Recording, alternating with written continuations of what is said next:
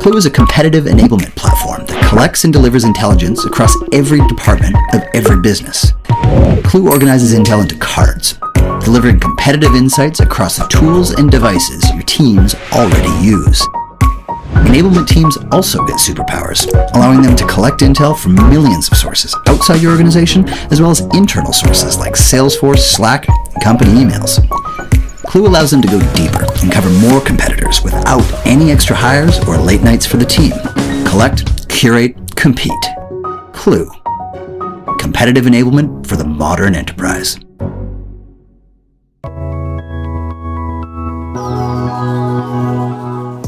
Hello, wherever you're joining us from today, I want to say a huge welcome to our global community.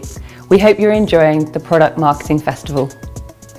I also want to send out an extra special thank you to all our sponsors, partners, speakers and participants who together have made this event possible. Their sessions are bursting with insights to help you level up.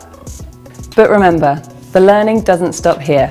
If you aren't already, you can become a PMA member and benefit from unlimited access to exclusive templates, frameworks, mentors, and our entire library of on-demand event content. Make sure you have your questions at the ready. Simply post your question in the comments section and get awesome advice directly from our expert speakers. Or continue the conversation with your fellow product marketers in the PMA Slack community. What's not to love about that? So now, on to the next talk.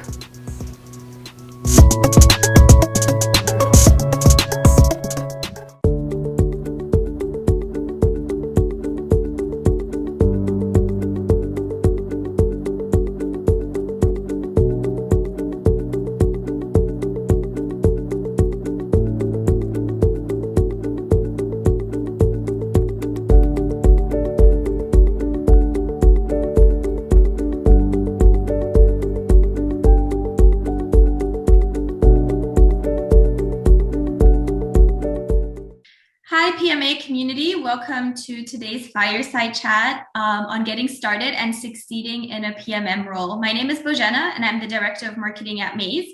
And to kick things off, would you like to go ahead and introduce yourself and maybe give a brief overview of your role, the company that you work at, maybe what does your role look like and the responsibilities, and then also what does your company actually do?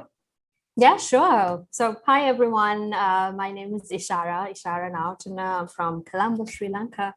So it's kind of good to represent, Colombo and Sri Lanka and everything at the Product Marketing Festival. I have actually been in tech and product marketing for the past less than a decade, but almost. But before that, I did try my hand at things like advertising and radio. It's not something that I really planned on doing, but ever since I kind of got into product marketing, I really liked it. And first I was product marketing for a product called WSO2 Identity Serve at a company called WSO2, where I was for the past 7 years. And then I moved into a company called Vetstoria, where I'm now the head of product marketing. Vetstoria is a company that provides an appointment scheduling software specifically for veterinary clinics. So my job is to ensure that I look into the positioning and the messaging of the product, contribute to overall GTM, help with competitive intelligence, sales enablement, bring the house in order when it comes to product releases and launches, and make sure that we effectively communicate to our customers. So that's just a bit about who I am and my background. Cool. And so maybe let's take a step back. I'm really interested to hear how you got started in product marketing. What was your journey? So like I said, Bojan, I did start. Thing is, when you're really young, you say that you want to be a doctor and all those things, and marketing is not really something when you mention as a kid, which I'm hoping would change once you realize how fun of area it is. But I did start in advertising. I went into media, and specifically when I started in tech marketing, I tried other things like event marketing and stuff like that. And when the company that I was working for was looking to form a product marketing team, they asked me if it's something that I would like to try. And at the same time, I was managing campaigns for one of the products. So I was thinking, okay, maybe there's something that I would like to try out. Obviously, it's not something that I planned. It was quite challenging at first, to be honest.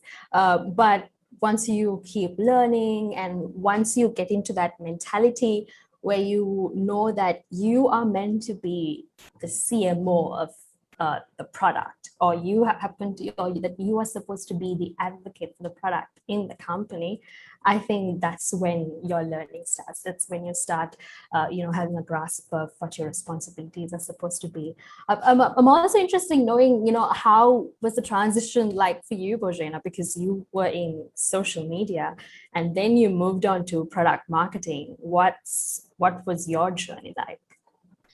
Yeah, I think so. My journey was actually quite an interesting one as well. So similar to you, I was working in social media, but part of the content team. So I was actually responsible for campaigns. So I was doing a lot of different content and brand campaigns.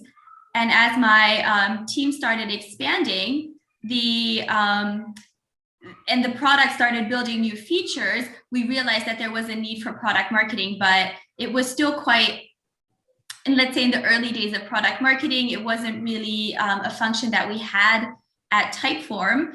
And I think it was the head of marketing at that point, he came to me and asked me if I would like to kind of start taking on product marketing because we needed to run some campaigns. So it really came from the idea that we needed to do communication and launch campaigns for things that had been released in the product. And because I was already running campaigns for other things in marketing, yeah, they thought I was a good fit for that. And that's kind of how my journey in product marketing started.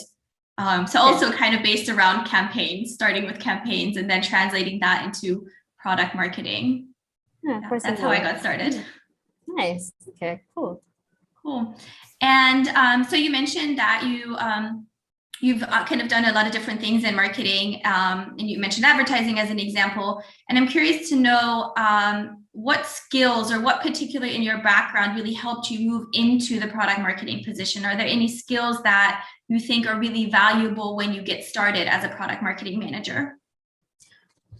Definitely, my skills in working with people was a key one, especially when you are in advertising. I was in client servicing. That means you are the person who's wedged between the creative groups and your end customer. So that whole aspect of learning to handle different sorts of people really came in handy. And I think for product marketers, being able to communicate effectively is so important, especially like even in a forum like this, even speaking to your internal teams and stuff. So I was in radio for about 4.5 years.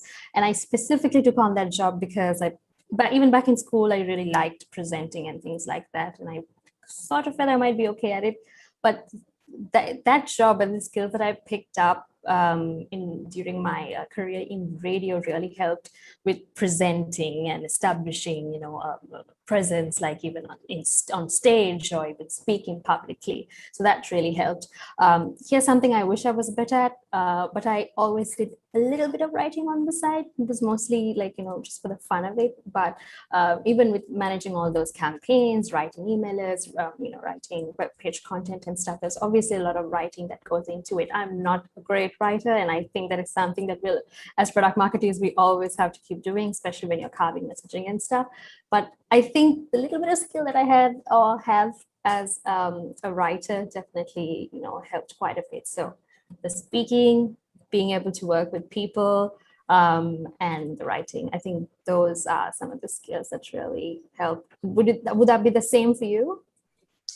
Yeah, I think so the first point that you brought up around kind of when you worked in advertising, working with clients and kind of being that connection between different parties, I think that is something that is super important for product marketing managers, being able to kind of work with different stakeholders and stakeholder management and kind of communications. I think that is really important because product marketing is a function that sits between so many departments, and in some companies is even a different team. Sometimes it's in marketing, sometimes in products. I think that's a really good skill. And then I think one thing, it obviously depends because product marketing can look very differently at different companies, but I think another skill that is super useful is research, really diving into the market, the customers, so really being able to, I guess, pull out those insights and then feed those into the rest of the organization as, I guess, actionable insights or valuable information so that other teams can make strategic decisions. I think that's another, really important skill for product marketing managers. No, for sure. I think research would definitely come to the top because you have to know your customer and your competitors, quite comprehensively. So yeah, that's a very valid point. I agree. And I'm curious to know, so what are some of the things that you wish you would have known to help you kickstart your product marketing career? So I know that you kind of fell into it, same as I did, but maybe what are some of the things that you think would be helpful for someone, getting started in the career now that you wish you would have known? Okay. I wish I knew that writing is going to be very important. That is something I spend a lot of time doing. Yeah. Because what I was even used to was, even when managing campaigns and stuff, of course, the core of, what should be in it, but you also have your editing and content team. So you write it and make it pretty for me. So, but I think that was something I wish that I worked on a lot more. I also wish I knew that I didn't have to know everything. Because when I started Bojan, I think what happened was I didn't come from a very techie background. It's something that I had to learn because especially when I started in middleware, it's something that I had to learn. And I was trying to, battle, obviously, imposter syndrome, something that we all have. And then I think at that point, I was thinking, I don't know, but I don't everyone to know how much I don't know. Yeah. But then when I realized that the whole journey is to learn. So I wish I knew at that point, I didn't have to pressurize myself so much thinking I needed to do stuff.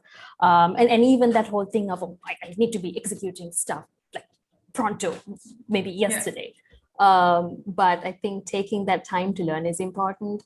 I also wish I knew how important it was to build relationships with everyone, because product marketing is something that sits within customers and customer success and product and marketing and sales and all those teams. So it's so important to build relationships. And again, I was thinking, learn product, get them to execute campaign, and then there were all these other things that I had to think about. So it was so important to build effective relationships with everyone. So yeah, I think those would be like some of the things that I wish I knew at the start, that I would have like maybe done from, I mean, obviously I got into those things later on, but at the beginning I was very, let's figure something out, let's execute it. I hope everyone knows that I know what I'm doing. But you grow out of it, you grow up. I definitely understand. And I think another thing that for me, I kind of wish I would have known is product marketing. Like when I first started in product marketing a couple of years ago, it was still a really new area. So it's more established now, but I still think that it's different at every other company. So I think kind of really defining what is product marketing at that organization, what are your responsibilities, what are not your responsibilities, and really also being able to say no and prioritize. I think it's so easy for people, especially getting started in product marketing, to get just a bunch of stuff dumped into their lap, like do this, do that, work on this, work on that. And because the role of a product marketing manager is so different, it's so easy just to say yes to everything, and then kind of you end up feeling that you don't really have a concrete impact. So that's also something that I wish I would have known, is really just, clarify what is product marketing at my organization, what am I responsible for, and I guess what does success look like, and say no, don't always say yes. That's so true. And I maybe one more thing I would add to that, Rojana, is really understanding what was expected of me. Like you said, when all those things are dumped onto you and you don't want to say no because you want to be able to accomplish everything that's given to you, I think it's so important to establish what you're supposed to be achieving by said date. And those OKRs and metrics that we set for ourselves, I think is so important. And I think it's a huge challenge when it comes to product marketing, because sales and all those guys, they have their targets. But with product marketing, it's so difficult to measure the impact that you're making. You're making impact, we don't know like how much. So I think establishing those metrics and OKRs in the beginning, I suppose, is also really important. And I wish it was something I knew when I started, but yeah, I know that now.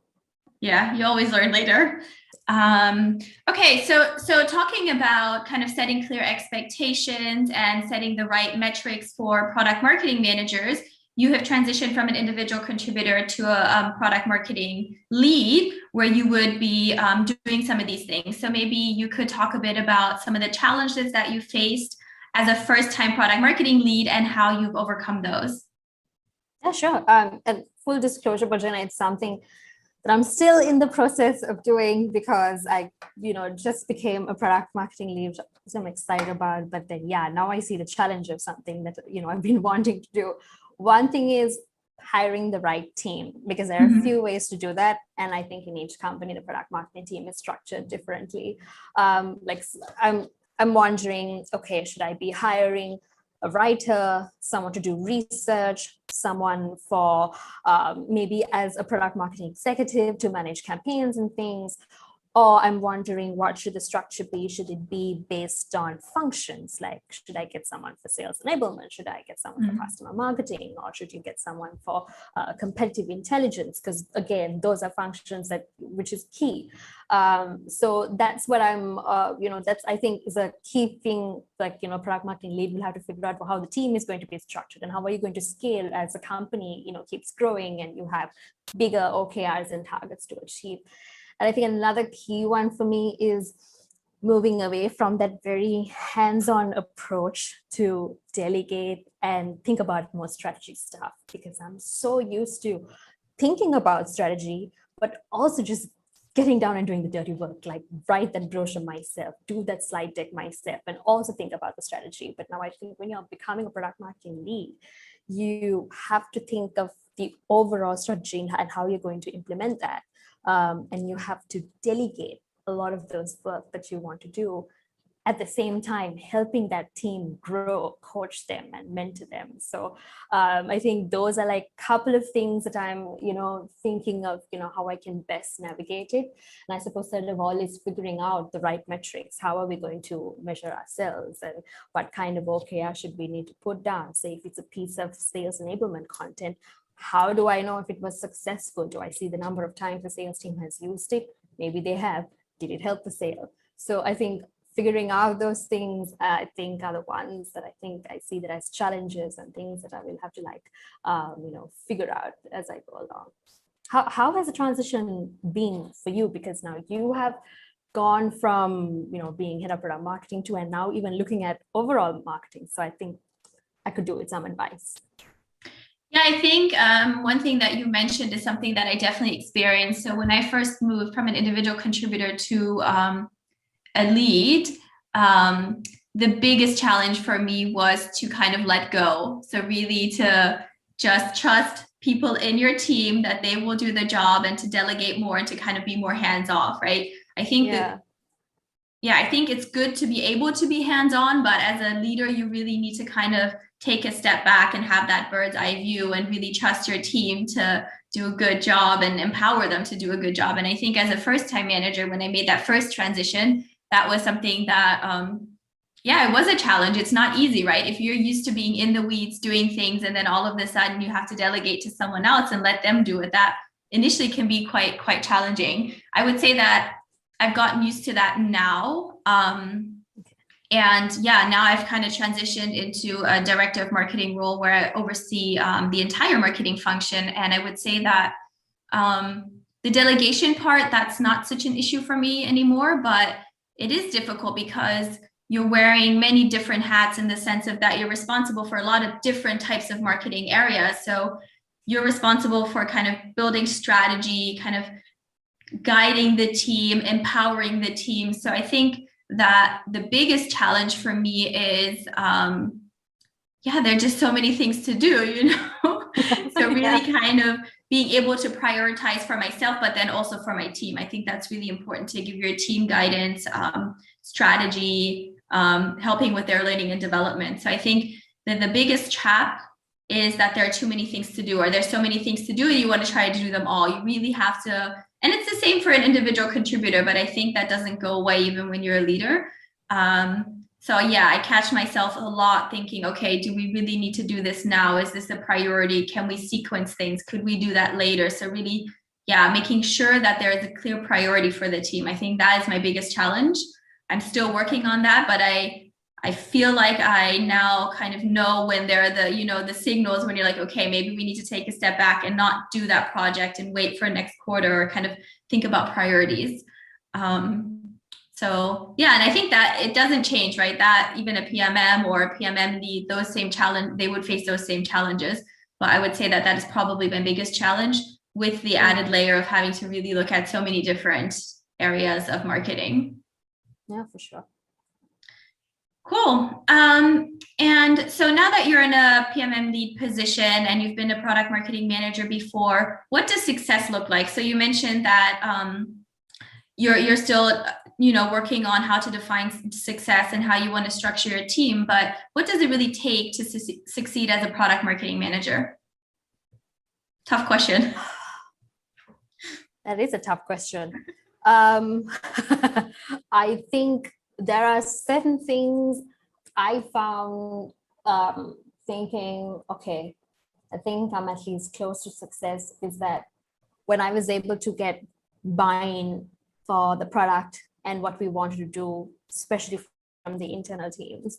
So one of the challenges that I had, Rojena, when I was starting out in the previous company, was making sure that the internal teams paid attention to the product, because it was a company with multiple products. Mm-hmm. And there was more attention to certain products, and the one I was managing could do with a little bit more attention. So my key thing was making sure that everyone knew the value of it and we got enough attention for it. So I think getting the opportunity to speak at, internal events at the company, or presenting their roadmap, speaking to the salespeople, doing all that industry research, showing how the competitors are placed and showing, hey, look where the market is going. Here's what the competitors are doing. Here's what we could be doing. Yes, it is a successful product, but we need this push. So getting that opportunity and being able to get that buy-in from everyone and getting everyone internally excited and thinking, oh, wow, we need to kind of band together to push this. I think for me was one of those huge things to know, okay, we're close to being successful. That's just the internal stuff. And I think the other couple of things was building a very successful and strong community around the product, because I think once you do that, I feel half of your job is done for you. When you have people raving about your product on other platforms or even in your own forums. So even in the previous company, when I was doing, product marketing, and we realized growth in the Slack channels were growing and people were talking about it on specific forums and people were, recommending it to other people. I think that's when you know that your efforts to market the product has been successful, when you see those numbers growing, or you see certain mentions about the product increasing. For me, those are maybe a couple of the things I would say to say, okay, the efforts around product marketing is successful, but I'm wondering if you had a different opinion or a different way that you measured it. Yeah, I think it's really interesting that you kind of split it into internal and external. And I think there are many different ways depending on how your organization is set up to kind of measure the external success. But what I thought was really interesting is when we're talking about kind of internal success, where you talked about kind of getting in front of, or getting the product in front of internal audiences, getting buy-in. And it actually kind of reminded me of something that one of my former managers, so the VP of marketing at a company that I worked at previously, said to me when it came to kind of what does success look like. So what he told me is, you want to be a product marketing manager that gets invited to all of the meetings. You don't want to be the product marketing manager that doesn't get invited to any meetings, because then you're not successful. It just kind of, when you were talking, it just kind of came back to me, because I never really thought about it. But the way he kind of positioned it was that if people invite you proactively to meetings, then it means that you're adding value. It means that that you have buy-in for that function as well. So that is just something that kind of came back to mind when you were talking about getting internal buy-in. And I think there's something to it when people reach out to you internally, reach out to you when they bring you into the conversation. It means you have buy-in. It means people understand the value that your function brings to the organization. And I think that is success. Of course, there are KPIs and, metrics that you look at when you launch products, but I think that internally is succeeding as a product marketing manager. I love that. Yeah. I think that's when your opinion is mattered and, whatever you say, has substance. I love that. Yeah. Yeah. Sure. Yeah, it was very interesting actually that it just came back to me. Okay, cool. So we just briefly touched on kind of what success looks like. I'm curious to know, how do you keep on learning? How do you keep on improving your skills? What do you do? Do you have some tips maybe for the PMA community? So I in general, I love learning. I always tell myself that I know nothing. And that kind of helps. It's self-damaging, but also it helps. I'll tell you one exercise that I did, Borjana, last year. I think that was around the time that I was thinking, okay, what do I want to be in the future? I love product marketing, but I was looking for more advice, kind of outside the company. I was getting enough guidance from, my immediate supervisor and everyone. So what I did was I looked up people who were a couple of levels above me in random companies. And I just reached out to them. And it was also during, the pandemic is still on. But even then, it was the height of the pandemic as well. And I realized, there was no other way to network with anybody. So I just reached out to people. I just dropped them a message saying, hey, a PMM that's trying really hard here. Would you have some time, 15, 20 minutes, maybe just to, take me through how you, managed to be successful? How did you see your career path evolve? And what really surprised me was, Borjana, that people are really willing to take the time to advise someone. So I spoke to people from all over the world. various designations, various companies who actually gave me some awesome advice. Like, when you build your relationships, make sure that you have a very tight one with your product manager. There was someone who said, when you are starting out, make sure that you have some quick wins to get that credibility, or to execute what's really expected out of you first. And once you've built your credibility, then it's easy for you to, ask for certain things, or, make sure your opinion mattered later on. And then when I told them, look, here's the thing, sometimes you look at certain requirements in job postings and it looks like they're asking a lot of you. They're like, yeah, it does, but here's how you navigate it. You keep learning your product, you keep building those relationships, learn your customer inside out. So I actually reach out to people randomly like that to learn, because ultimately, those are people who have done really well and they know a thing or two. That's why they got there. But other than that, I read a lot. I try join, events such as this one and other webinars and a lot of the other things that the PMA themselves organize. I just talk to a lot of people, talk to a lot of customers, kind of develop that voice of customer at the same time. But I read a lot. I think that's what kind of helps to keep polishing my skills. And I try write more as well at the same time, even though it sucks, so just keep writing. Is there anything that you do differently?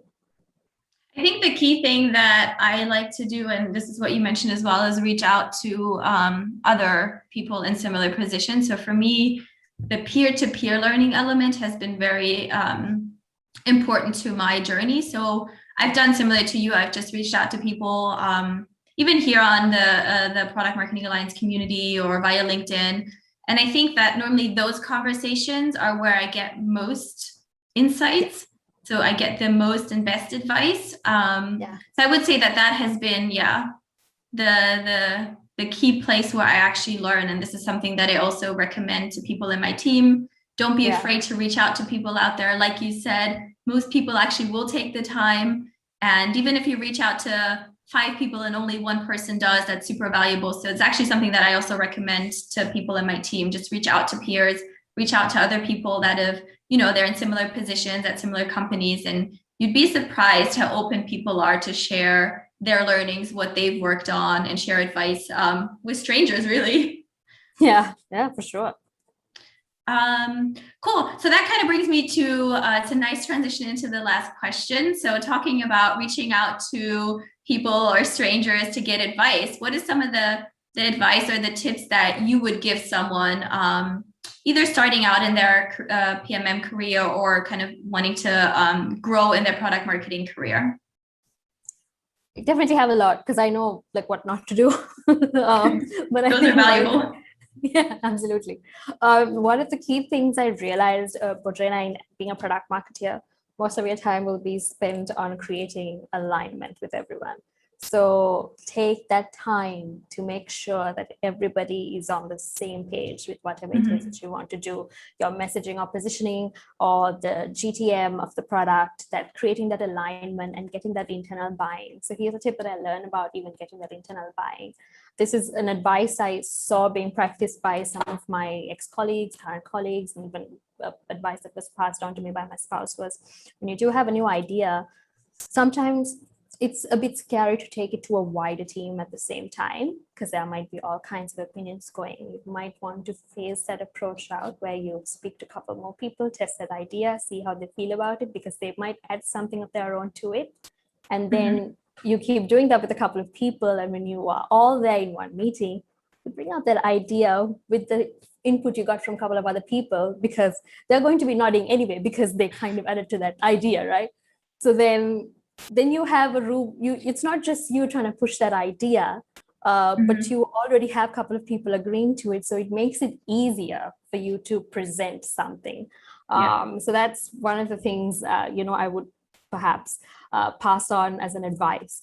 Maybe learn your customer inside out. that really helps, because as much as you want to learn your competitors and all of that, but know what your customer wants, because that really helps in shaping the product roadmap and things like that, and play to your strengths. What I realized was I really liked things like presenting, and I really liked researching. So being able to speak about the product, these internal forums like really helped me get that visibility within the company.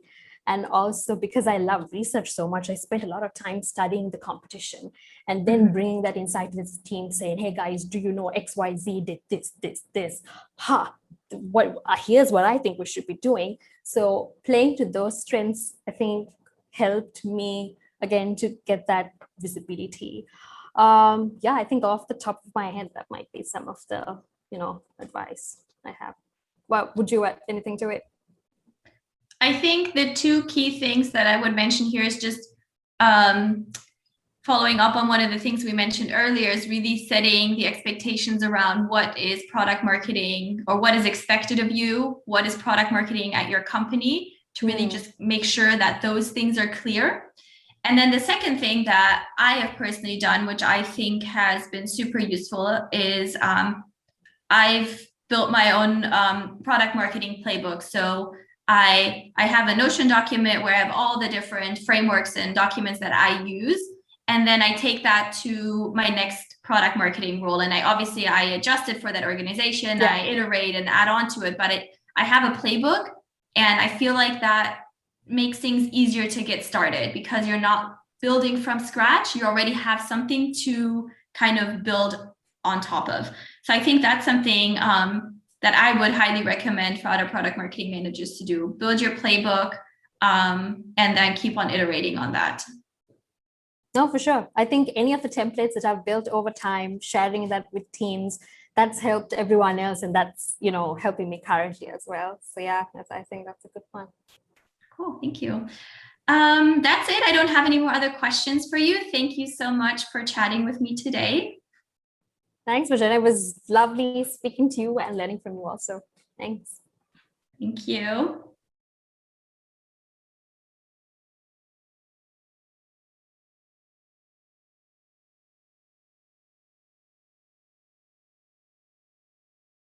Your customers are your best spokespeople, so you want to make sure your prospects hear what they have to say.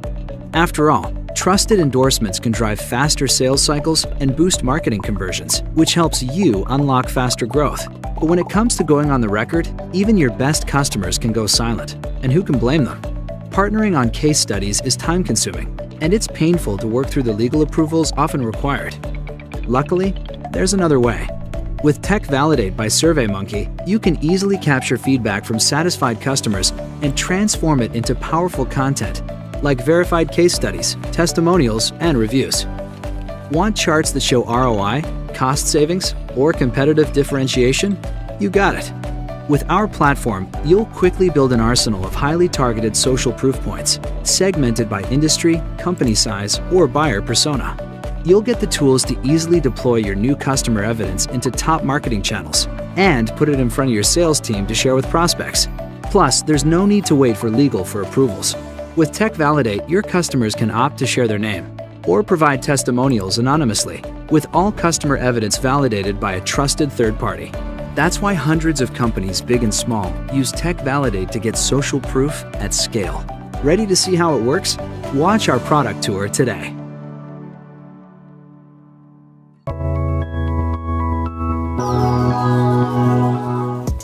Welcome back to the Product Marketing Festival. As we prepare to unleash another exciting session, I just want to say a massive thank you to our partners, sponsors, you, and our ensemble of speakers and participants for helping us bring this event to life. I hope you are finding today's sessions insightful, and I want to remind you that the learnings don't stop here. If you haven't already, you can become a PMA member and benefit from unlimited access to exclusive templates, frameworks, mentors, our entire back catalogue of event content, and much, much more. What's more, you can continue the conversation in the PMA's Slack community. If you aren't already a member, then hop on over and join the discussions today. And remember, this is your chance to get involved. Please share your feedback and questions in the comments section for our speakers to answer. It really is that simple. Let's resume the sessions.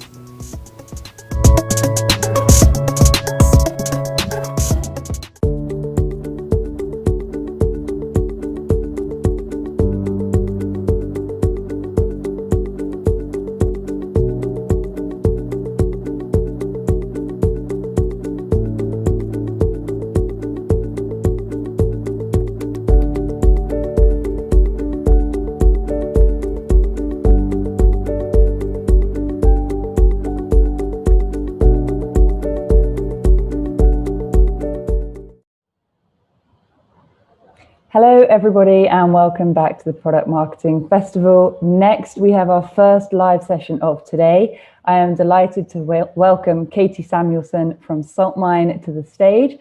Just before I do, as it is a live session, I want to remind you that we will be hosting a Q&A at the end of the session. So as the presentation progresses, feel free to add your questions and comments in the chat box and I'll be putting them to Katie after her talk. So now, welcome Katie, the virtual stage is yours. Thank you so much, Rose. Really excited to be with you all today. So I'll dive in here, but today we're gonna talk about how you can thrive using competitive intelligence in 2021. So quick agenda, as I mentioned, really excited to be joining you today. Just wanted to give you a quick preview of some of the topics that we'll be covering. So I'll do a brief intro and my background and why that's relevant. We'll talk about some context and dive into some of the changes that we've seen in the marketplace today and why that sets the stage for competitive intelligence. And then we'll walk through steps on how to create a competitive intelligence strategy. And lastly, we'll cover some best practices on competitive intelligence that I've learned along the way. Would love to share with you all. So let's dive in. So as you guys know, my name's Katie. I currently serve as the Senior Director of Product Marketing at Saltmine. I have a passion for product marketing and I've been at a number of exciting startups over the course of a number of years. I like to say my special sauce is in product marketing is both on the go-to-market side, but also on competitive intelligence. And I really have a number of great and exciting background and experience in being able to share that with you all. I find that with competitive intelligence, you can drive immense impact and have huge results in both small and large businesses. I've worked at a number of B2B tech SaaS startups, including Toast, Robin, and Stratex, and I'll talk about some of those experiences that I've encountered at the times of those companies. But first, as I mentioned, I work at a company called Saltmine. So Saltmine is really quick, a cloud-based platform that integrates key workplace data and activates this data via an integrated tool set for workplace analytics, planning, and design.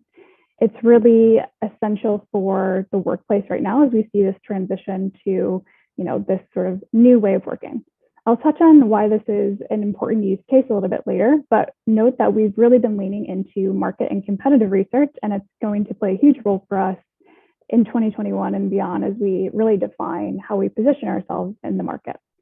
But now let's discuss some context on why competitive intelligence is important today.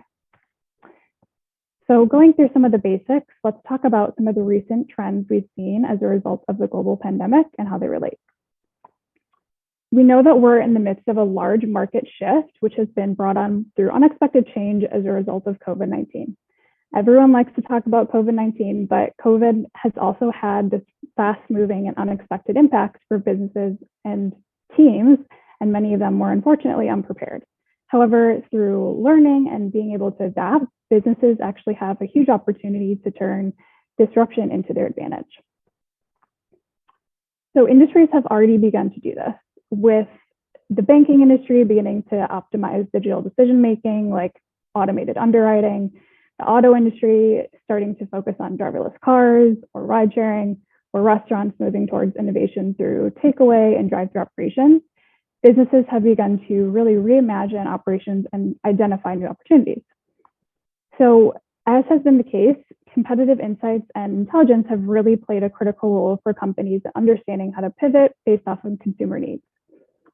So COVID, really has given a understanding for us to know that in this disruption, we need to better understand distinctive patterns during, and after the pandemic, for related to economic recessions. But market performance with many interconnected factors at play will likely continue to fluctuate. So now is the time for businesses to seek out and seize opportunities that emerge in the recovery. This includes conducting analysis and review of data and insights learned from the pandemic, and then using those to prioritize actions to enhance business value today and build strategic resilience for tomorrow. So businesses that take these next steps will now be placed in an opportunity to capitalize more effectively on opportunities rising in this post-COVID world. So let's review some initial trends that we've seen as a result of analysis done by Deloitte really recently. So as I just mentioned, Deloitte published a great white paper on some of the trends that have been induced by COVID. And some of the examples of what they found are across a number of different studies and research, but really have emerged from this sort of change in the market. So the first one is this concept of presence-free living.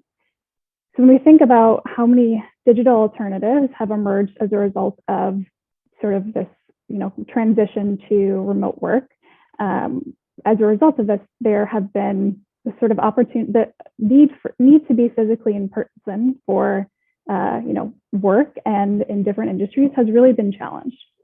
So businesses saw that the lack of physical presence was not necessarily needed to be productive and achieve results.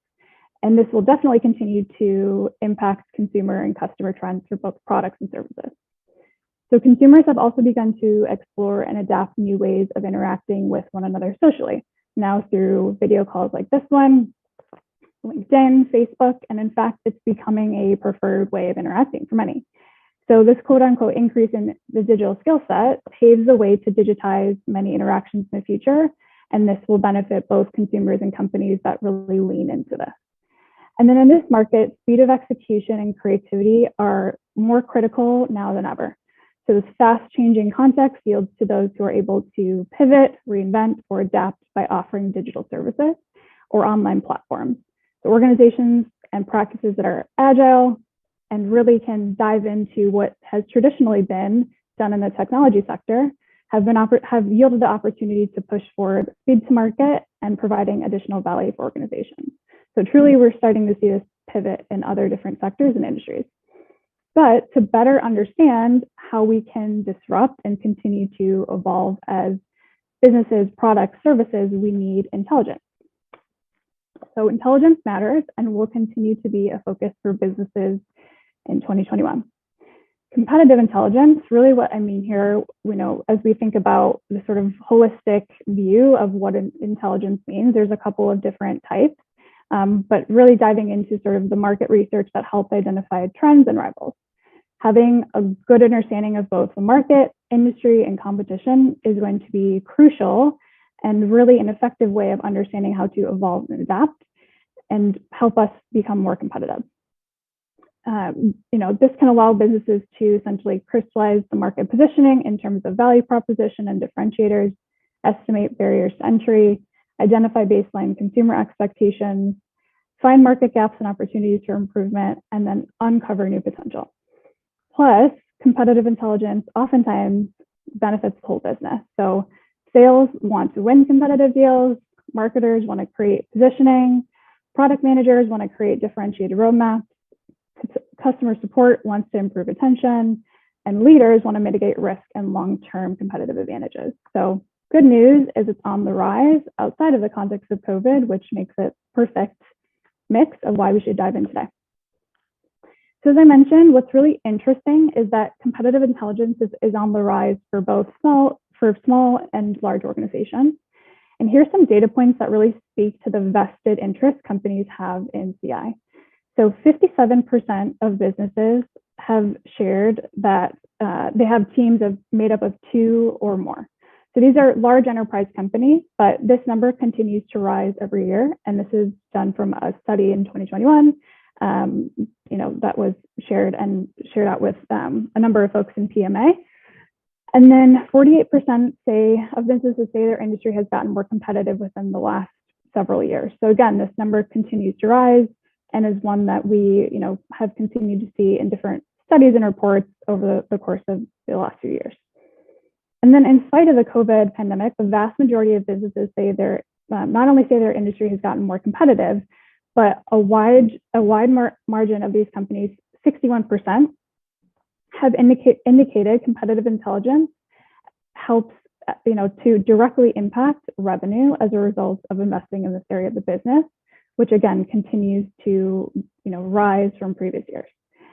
So it's not all about the money or the people. Another really important factor in CI is having revenue impact, but also having the foundational efforts put into the competitive intelligence program.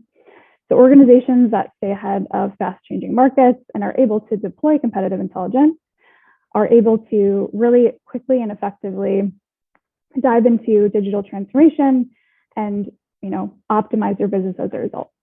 So competitive intelligence can empower business leaders to stay informed, so they can lead their markets and their products and services to win. And we've really found here from a number of data points that the ROI of CI is real. Another sort of data point here is 9 out of 10 businesses find that they get quantitative business benefits from CI, with 52% citing a large difference in sort of return on investment. So what are some of the other benefits that we see from competitive insights? So it should be viewed as a crucial element when building a business strategy. Understanding motivations and behaviors helps shape things like product development, pricing, positioning, and more. The key is really to identify challenges, advantages, and white spaces to build strategic competitive differentiation. But it's impossible to differentiate yourself without having visibility into those activities. So there's a number of ways that you can do that, which we'll talk about shortly here. But the reasons why that businesses should invest today and some of the benefits, as I've called out on a couple different slides, are, for starters, gathering competitive insights can give you that competitive advantage and help you gain better positioning in the marketplace. So this allows you to create things like targeted campaigns that really resonate with your buyer. Gathering intelligence can also help you better understand both your customer and your competitor's behavior, so you can be ready to act and have those predictions on hand. Not only does it allow you to better understand other players in the space, it allows you to find opportunities that can inform sales to win more deals, increase win rate, or find new opportunities for growth. And then lastly, you can enable your business to make more informed choices and strategic decisions with informed confidence. So while these insights can be beneficial no matter what stage you're in, I wanted to go through a couple of examples of really when competitive intelligence should be a priority for businesses and why this comes into the fold as we look at sort of the changes in the market in 2021 and beyond. So a good example is when the market's oversaturated or crowded. In a crowded market, differentiating your product prior to a launch or taking it to market is necessary to drive business. So asking things like, is your product more affordable? What is the efficacy? Is it easier for customers to use? Through competitive insights, you can actually identify the gaps in what exists and understand how you can position yourself to stand out from the crowd. So gaining insights about trends, competitors, challenges, and opportunities, and then working to analyze them is key in gaining market share and differentiation from your product from the competition.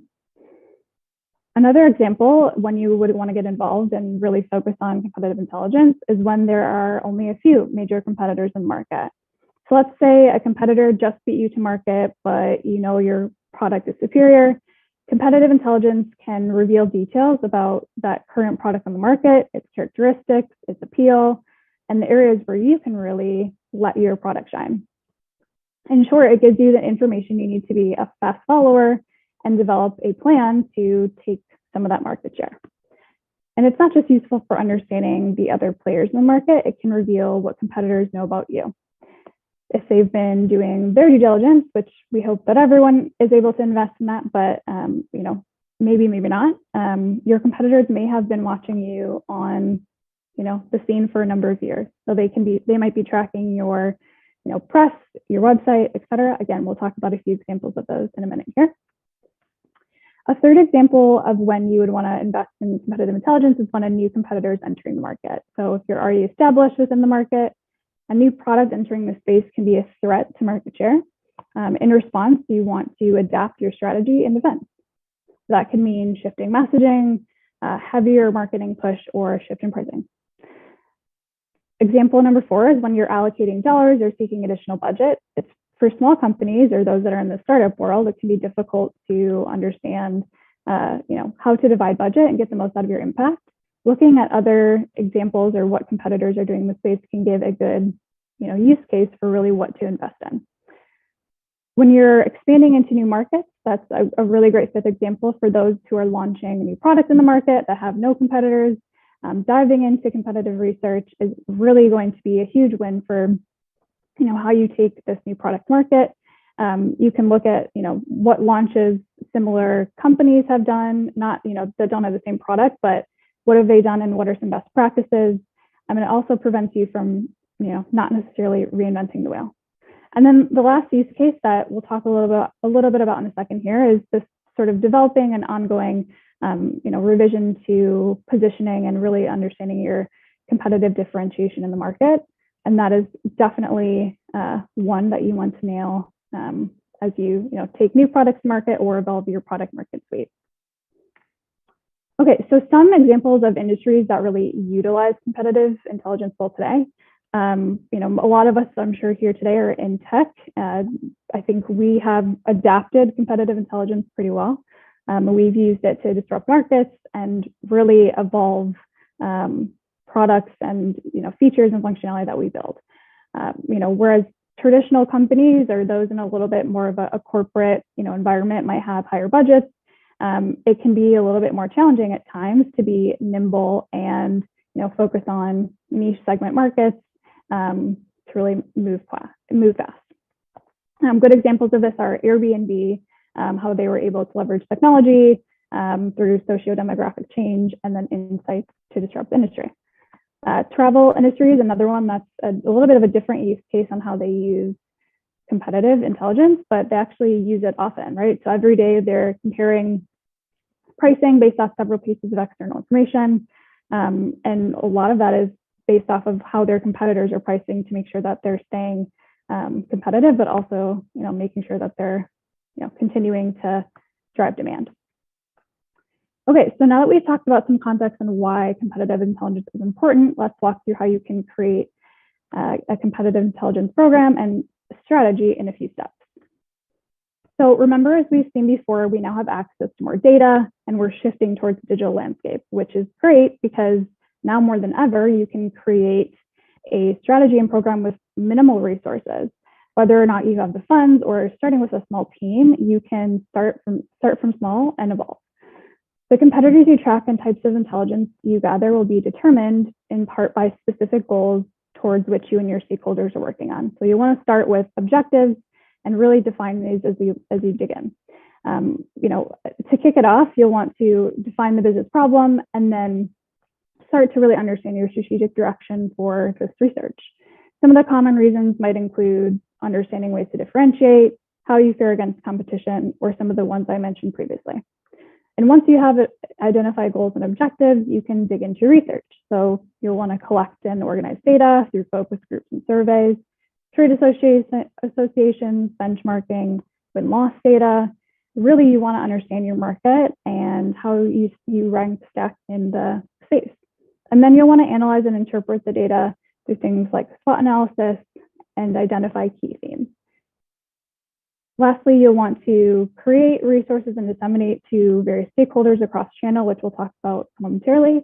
And really, the goal is to continue to evolve and monitor your competitors. So it's not a one-stop and I'm done type mentality. You want to make sure you're continuing to build on an ongoing basis. So as I mentioned previously, an important aspect of building out a CI program is identifying your competitive profiles. There's a number of different types of competition, but you'll typically find top competitors fall into indirect and direct competition. So you want to make sure that you're keeping a pulse on both of those, as they can, an indirect competitor can easily, tap into a space that directly competes with your product. So good ways to evaluate direct competition is to, analyze search engine results, know brands your target buyers use or mentioned, and then talking to your sales team. Direct competitors are oftentimes easy to notice, but indirect competition might be a little bit trickier to identify and evolve. So wanting to make sure that you, again, have a good pulse on both of those is really critical as trends emerge.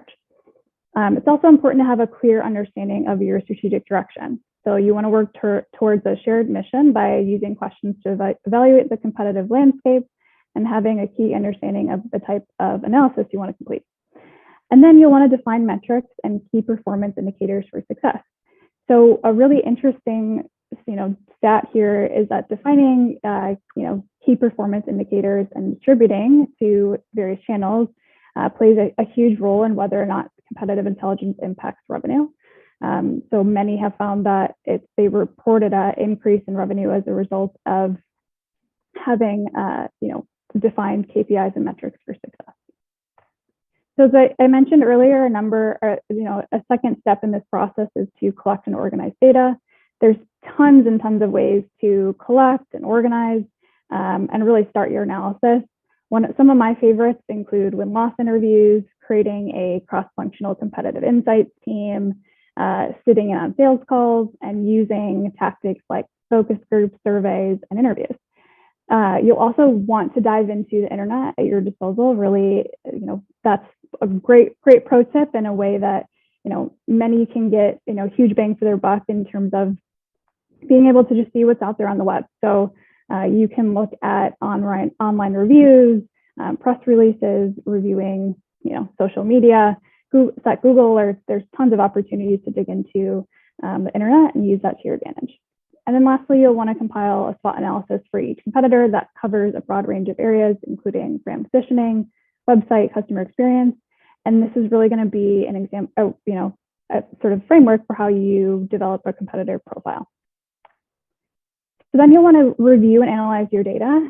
Competitive analysis should be used to essentially create your competitive differentiation strategy and really distinguish your offering or product from others in the market. So you want to identify your competitive advantage. You want to create your competitive profile, which, as I mentioned, is a result of your SWOT analysis. And then start to consolidate key themes and trends that give, whether it's the sales team or the marketing team or leadership, a way to really unpack that information and see, how you want to provide recommendations or next steps for incorporating that information into the fold. So I really like to use battle cards when delivering a full profile, as I've seen those to be incredibly effective. And they tend to be a really good snapshot of essentially, what to look for and how to, target yourselves against a specific competitor. So also, one of the key aspects of, competitive intelligence is to make sure that you're incorporating and disseminating that information to the right parties and stakeholders. So it's one of the most important aspects of a competitive intelligence program. And businesses that use, communication channels frequently were have been more likely to report revenue increases than those who don't use any channels at all. So businesses that are investing in sort of this continuous education for key stakeholders is really critical. So when you're preparing, and figuring out what is the format for dissemination, you want to prepare key takeaways, share with your audience, and really understand and provide an emphasis on action items that certain stakeholders can take to dive in further. You want to deliver and identify the delivery tactics. So that could be email or in-person meetings. It could be through Slack. A great tactic for email is enable a roundup that gives a summary of findings in one view, which can be shared daily or weekly. And then another way to share our insights is also in-person meetings. So keep in mind that if it's in person, you might want to do a Q&A. You might want to give, a use case example of, why or where you may need to pivot as an organization. And then lastly, know your audience. So the final deliverable or how you incorporate competitive intelligence might vary across different groups. So sales, might be competitive battle cards, insights from win-loss or product overview. Marketing might be competitive analysis, creating searchable, discoverable content, or your positioning statement, whereas executive leadership might need a high-level analysis or monthly analysis. So lastly, you want to monitor and measure for success. So evaluating the effectiveness really helps you understand how sales perceive your competitive content, its impact on performance. And you'll want to review things like competitive win rates, average sales cycle length, deal size, and total revenue impacted, so you can continue to see where do you need to invest and build your program. One of the most important metrics you can track for CI is win rates and how often you're winning against certain competitors. This information is really critical because it allows you to benchmark and then you can compare on a quarterly basis. And then you'll want, as I mentioned previously, you'll want to continue to monitor and have a good pulse on competitors on an ongoing basis, helps you stay abreast of trends and really build that good foundation of continuing to make sure you're on top of various competitive trends in the market.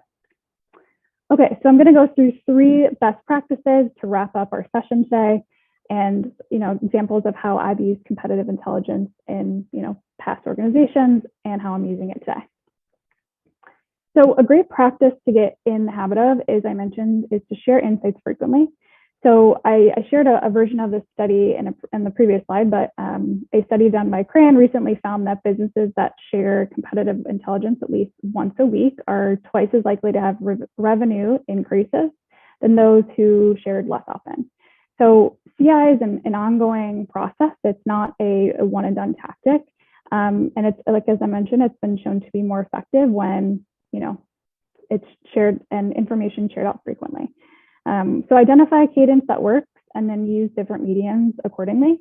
A good use case of this was when this was effective for me is when I was at Robin most recently. We created a competitive intelligence program that saw huge results. We did a combination of win-loss analysis, as well as building out sort of monthly trainings and a weekly roundup of insights that was really frequent and gave the sales team a really great ability to adapt to the insights that we were sharing. And the outcome there was that we were able to increase our competitive win rate by 3%, and then also increase overall deal size by 2x. So really exciting movement there. And I think, again, the value of sharing insights has immense value. And then I think another best practice is to utilize multiple tactics for dissemination. So why it matters, it encourages self-learning and can allow for scalability for those of you that are, in smaller startups or at smaller organizations. There's proven efficacy here, and this gives you the opportunity to cater to multiple audiences. So a good use case example here is when I was at Toast, we created and utilized a competitive intelligence, essentially a strategy to increase revenue and enable our sales team on the landscape for a new product line that we were launching. So tactics that we incorporated were battle cards with SWOT analysis, customer win stories and talk tracks, enablement for those battle cards, and competitive feature matrix. And then we created a competitive Slack channel for teams to share resources, learnings, and updates daily. So really the outcome there is we train 60 reps in 1 month and increase our revenue times 3x in 1 quarter. So tons of huge impact there just from really equipping and enabling sales in different capacity and making sure that there were multiple tactics for dissemination. And then one last great best practice is really starting off with internal resources and stakeholders. So again, internal stakeholders are incredibly valuable and are a huge source of information. Your stakeholders internally are, amazing sources of competitive intelligence, and sales reps are often talking with prospects, marketers, customer support, more often than other team members. And so as you really, can lean on them, you can really understand and get a pulse on some of the insights that they've learned. And then other ways to gain knowledge internally are to listen in on sales calls with prospects and customers, review emails and chat messages, view the CRM that you're using, and dive in first before you expand into, external markets. So as I mentioned, at Saltmine, we're in the process of building out our CI program. We've already utilized, sort of that internal knowledge building by sitting in on sales calls, talking to our sales team, and really analyzing data in our CRM. And next will be a sort of, pivot to expand internally and start to, talk to customers, those in industry, to identify our messaging and our positioning statement. So expected outcomes there would be, faster speed to market, quicker learnings, and then having a really crisp positioning statement to differentiate ourselves in the market. Okay, so today we went through a number of things that I was really excited to share with you all. We talked about why competitive intelligence is important in the market today, how to build and use competitive intelligence, and then best practices and use cases that I've come to learn over the course of a number of years. So I wanted to say thank you so much for your time today, and Rose is going to come on and see if you guys have any questions, but really appreciate the time.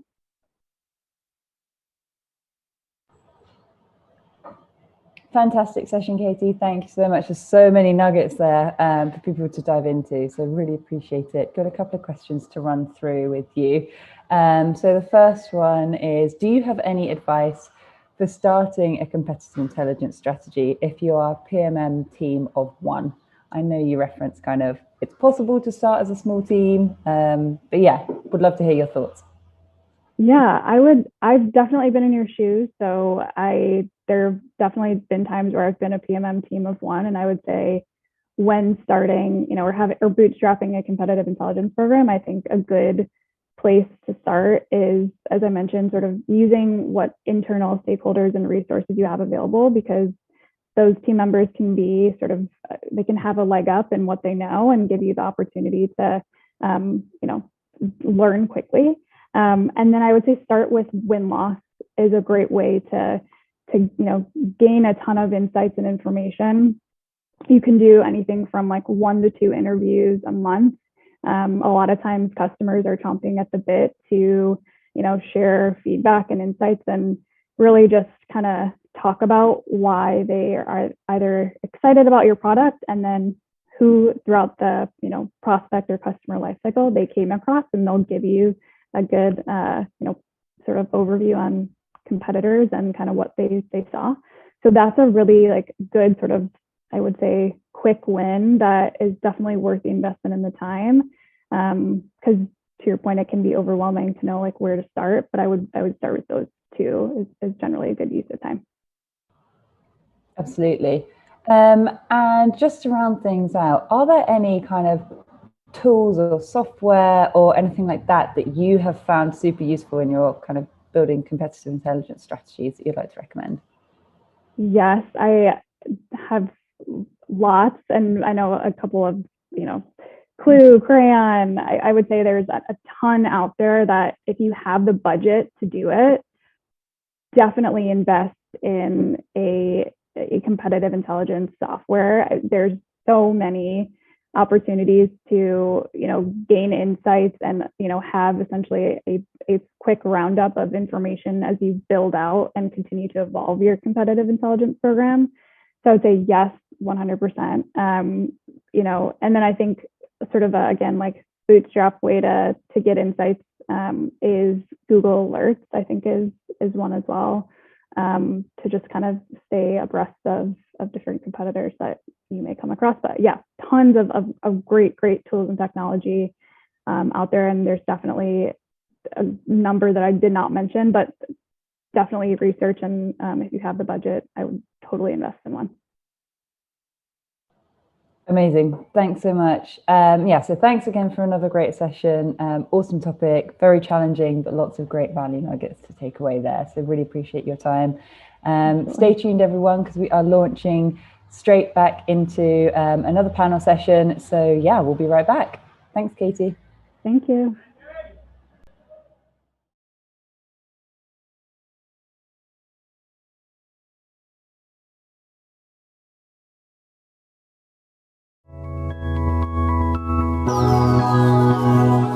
Welcome back to the Product Marketing Festival. I hope you're enjoying the content so far.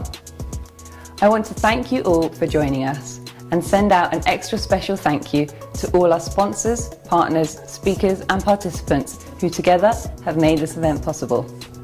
Their sessions are bursting with insights to help you level up. But remember, the learning doesn't stop here. If you aren't already, you can become a PMA member and benefit from unlimited access to all this week's content, along with a whole host of other exclusive content and tools. What's more, why not check out Product Marketing Core, our industry-renowned certification? Join hundreds of your PMM peers and get certified today. And remember, have your questions at the ready. Simply post them in the comments section and get awesome advice from our experts. We've got plenty more magic up our sleeves that's guaranteed to blow you away. So sit back, relax, and enjoy the talks.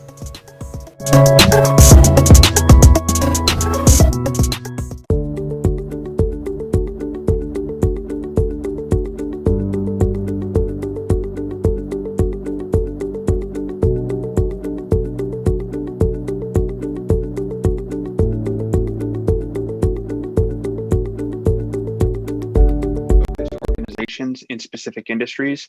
I'm very pleased to lead our team of 3 competitive intelligence professionals, including myself. That's up to 4. I'm based in the Washington, D.C. metropolitan area. One of the reasons I am so passionate about competitive intelligence is because in my heart of hearts, I'm an optimist, and I really enjoy having an opportunity in my role to help our organization understand all the opportunities that arise from change and how we can execute on those opportunities. Right on. I love it. August, the world needs more optimists, so thank you for that. Last and certainly not least, Clara, welcome. Why don't you tell us a little bit about yourself, what you do, and why you love CI? Absolutely. Well, welcome everybody. So excited to get in front of you today. My name is Clara Smyth, and I come from 8 years of combined product marketing, enterprise marketing, and competitive intelligence background. I currently am a product marketing manager -- competitive intelligence at Slack. So I'm super excited to be here. I have a background of CI at companies like Oracle, NetSuite, iCINS, ADP, and I'm really excited to be spearheading our win-loss program at Slack, as well as enabling the field with market-driven insights. And similarly to August, I would say I'm a realistic optimist, so always super practical, grounding it down to tactical actions and strategy. And I'm so excited and grateful to be connecting with you all today. Love it. Thanks, guys. So we, interesting. So we have a, CI perspective, full-time CI from August. We have Clara, who's doing 19 different things at once. Then Fiona, we have, the product marketing perspective. So maybe just as we start here, guys, and thinking about, what we want to do is arm the product management or product marketing community with as much information as we can about what is CI beyond Google. So maybe let's, I'll turn to August first. What is CI and what is it not?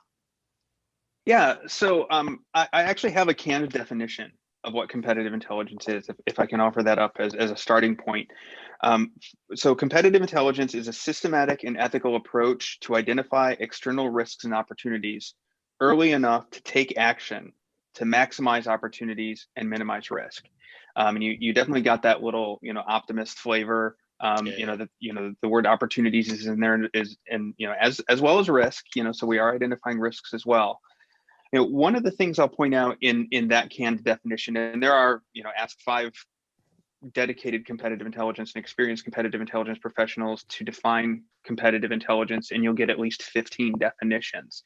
But one thing to point out in that particular canned definition that I put forward is that I am not talking about just competitors. That we are expanding the scope of what competitive intelligence is to be a much broader perspective on external factors beyond just competition. Competition is critical, but there's a lot more that's in there. That's great. That, a couple solid points there. Number one, despite the name, it's not just, doesn't have to be just competitors. And then I love the kind of the forward looking, so you can be prepared and proactive rather than reacting. Maybe Clara, so you're in both of these worlds. How does that jive with how you've done competitive intelligence throughout your career? Yeah, to build on what August said, it is absolutely a mix of competitive and market intelligence because they're interrelated and interconnected. And this leads into roadmap, into vision, into so many different things that product marketers have complete ownership over. So in my career at iCINS, I had the opportunity to be the person who wore many hats, but had the entire CI program on my shoulders. And that opportunity allowed me to pick and choose my customers, right, my internal customers, as well as tier out our top competitors and tier out our top opportunities and areas that we were going to focus on. And prioritization is so critical because you can't be everything to everyone. You have to pick and choose. And with that comes your specialization. So those are a couple keys to success in my experience throughout my career. But at the end of the day, I would have to say I've been so successful because of the culture at companies, right? Culture eats strategy for breakfast, or so they say. And I will have to actually give my hats off to the culture of the companies because it is so critical in terms of rolling out CI strategies and influencing decision makers. That's an awesome point, Clara. We're going to pick up on that more later. Fiona, just would love your thoughts on August and Clara and their perspective and how you've seen CI actually work and what it does, and where you've worked in your career. Sure. Yeah, I totally agree with both August and Clara. I think that, I think in terms of myth busting, what it is not, I think it definitely needs to be considered a program and not just the outcomes or the assets, right? A lot of the time when people think competitive intel, a lot of the time that can get distilled down to a battle card, which is actually just one outcome and one resource. And really what I think all PMMs need to do is advocate for CI as being a program that is repeatable and automated as best as possible and in service of this evolving value prop for your company that will be then supporting not just the go-to-market strategy, but also the product vision as well. So thinking it as a program in support of all your departments, all your stakeholders, and then from there, you can prioritize your outputs as needed by the business. I love that. And let's maybe pick up on that theme of being, programmatic and repeatable. So really a process and a way of doing business, not just something that you do CI, hey, great, it's our CI project this summer, and then we don't think about it for 9 months. With that, and I love kind of the thoughts from folks, there are a lot of different ways to do CI. Some companies, like we'll see at August's organization, they have a dedicated, CI division with some full-time CI folks. Other departments, it's more fragmented, product marketers might have responsibility for it. What are some of the different flavors out there and maybe some pros and cons, or at least different challenges that you've seen in your careers work well or not so well for doing CI? Well, I'll pick up on that question real quick first. So, one of the things that really determines the nature and the structure of a competitive intelligence organization and team is who your stakeholders are. And Clara mentioned that she's had the opportunity to choose her stakeholders, and that's a really great experience. I've had similar experiences as well. Because it is a case of not being able to be all things to all stakeholders.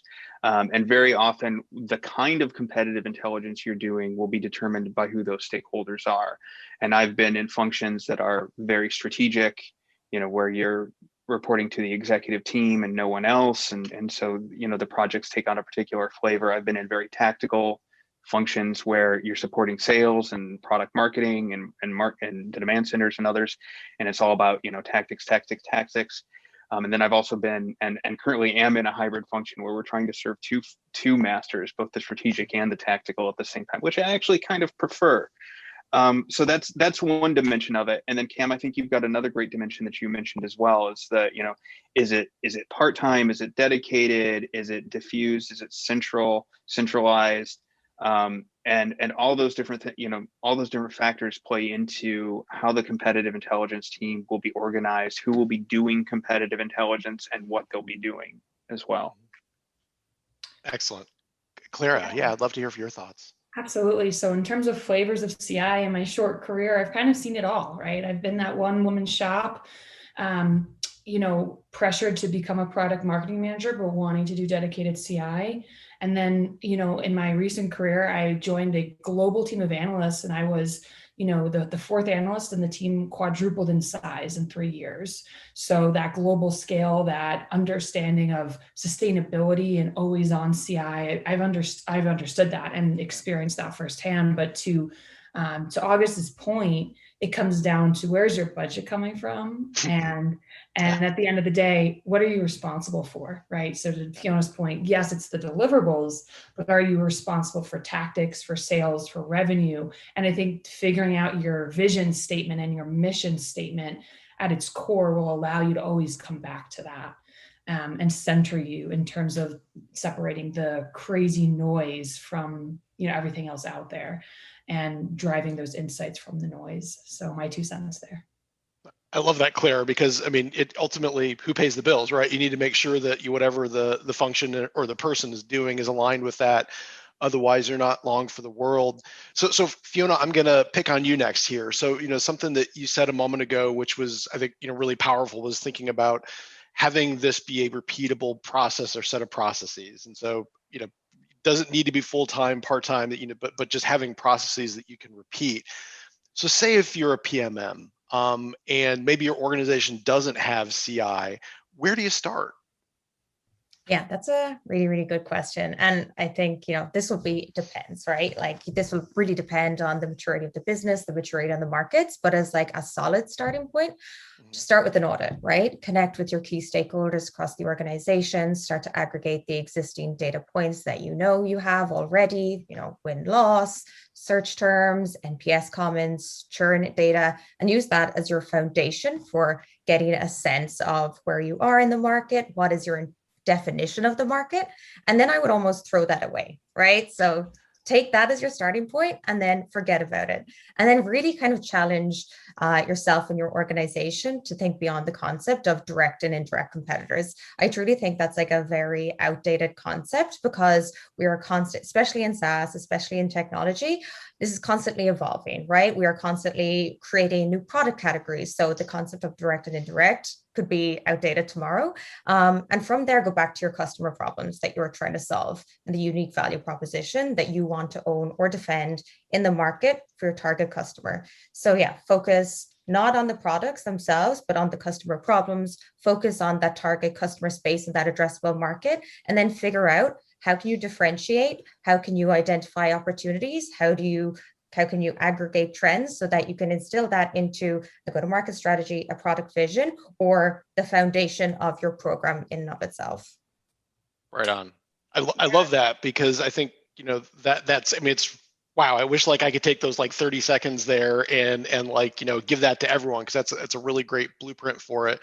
And I love you're really talking about so many things that marketers do incredibly well, but you're applying it in a broader way, as you say, to direct competitors, indirect competitors.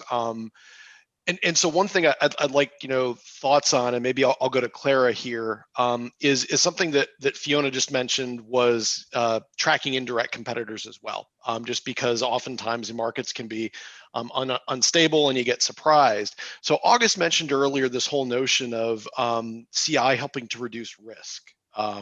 So Clara, like, how does this actually work? Like, so say you want to make the business case for CI, what are, how can you show management, like, here's the risk of, working without CI? How do we start to talk about this surprise factor, this, getting caught unawares by a competitor or a non-competitor even? How do you start to think about that internally? Yeah, I could have a whole session about that.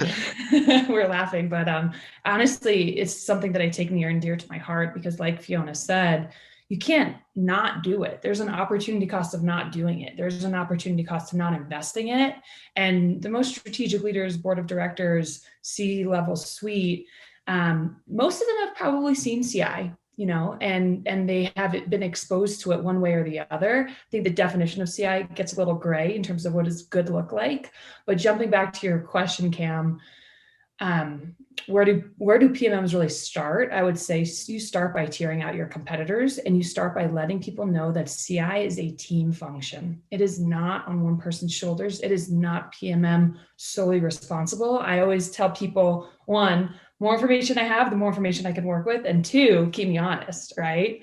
So in Slack, we have a dedicated competitive intel, I'll be really lame, hashtag competitive intel channel.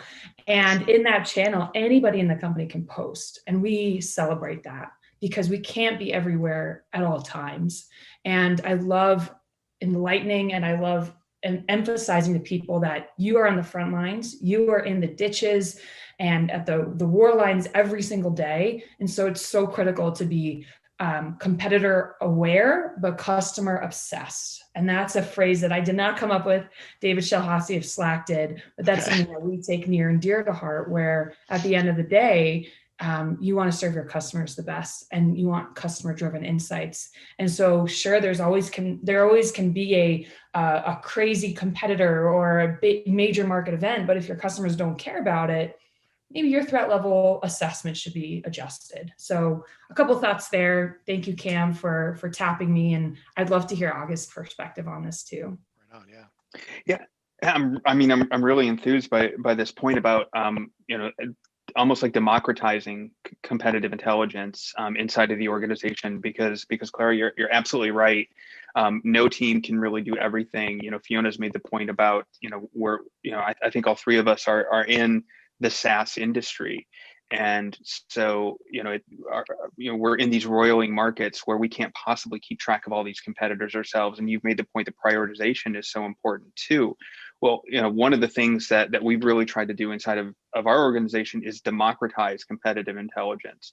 And to do that a couple of different ways is, first and foremost, to empower people to understand that it is a systematic and ethical practice. And so, one of the things we really emphasized when we came on board was a code of ethics that does reference the SCIP code of ethics, by the way, as well as our corporate parents' very well documented code of ethics. And I pulled out specific, clauses in there to say, we're adhering to this, and that's how we do good competitive intelligence, including some practical advice at the end, the sort of, do this, don't do that kind of thing. Use your real name, use your real email address, don't use your personal email address, and all those sorts of things.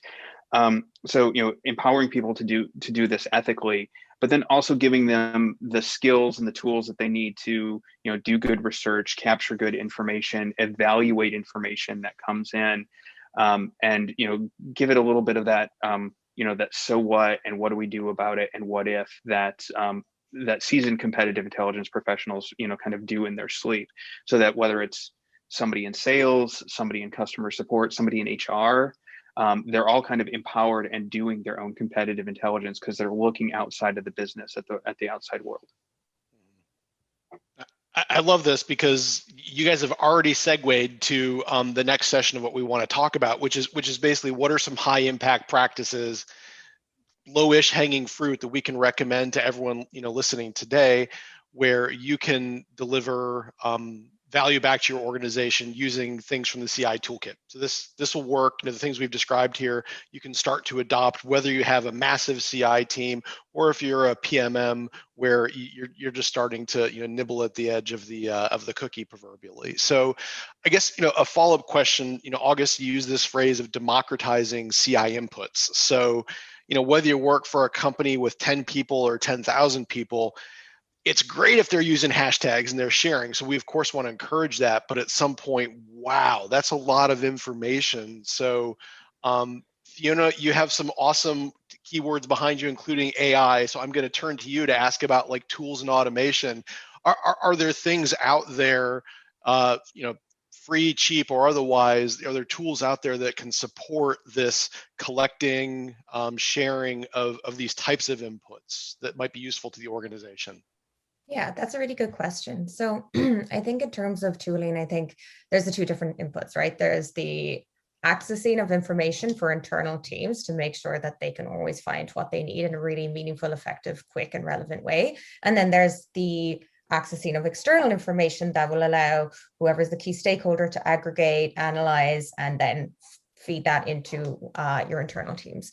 From an internal team standpoint, I believe that you should be where your customers are, right? And if your customers are your sales team, be where they're working, right? Are they living in Salesforce? Are they living in Slack primarily? Can you create any connections or Zapier hooks or integrations between where your source of truth is and where they are living, so that there's this like very consistent increase in value in the work and insights that you have to the touch points that they need to when they need to have them.